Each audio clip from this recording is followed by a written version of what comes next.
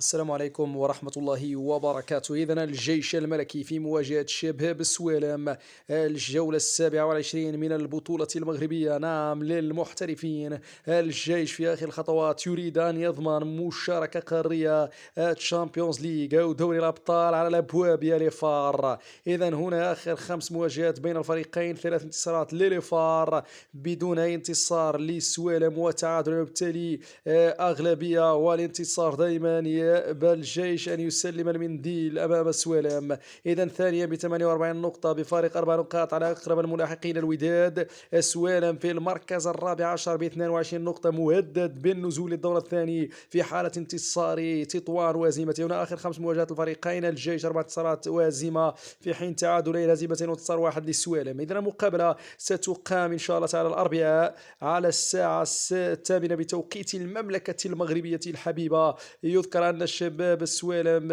انهزم في مباراة الذهاب بثلاثية. المقابلة ستقام على الملعب البلدي بالقنيطرة.